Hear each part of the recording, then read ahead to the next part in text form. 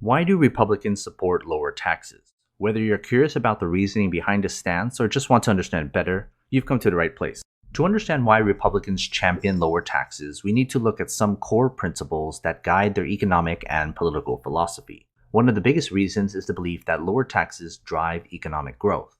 Republicans argue that when individuals and businesses are taxed less, they have more money to spend, save, and invest.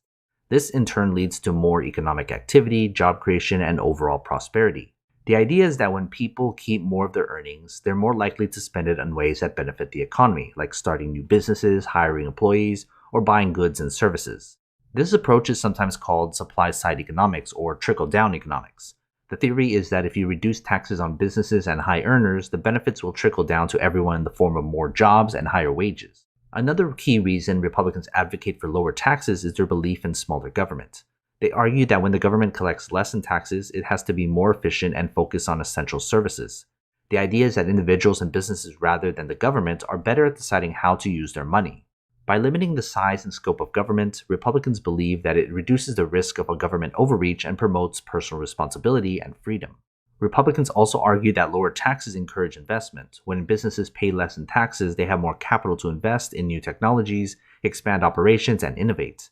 This in turn can lead to a stronger economy and increased competitiveness on the global stage.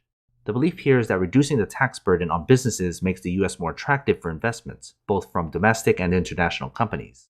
At the heart of the Republican philosophy is a commitment to individual liberty. Lower taxes means that individuals have more control over their own money and make choices that align with their values and needs.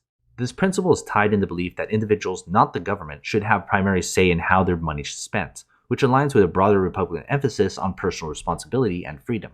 So in summary, Republicans support lower taxes because they believe it drives economic growth, encourages investments, and promotes smaller government, and upholds individual liberty.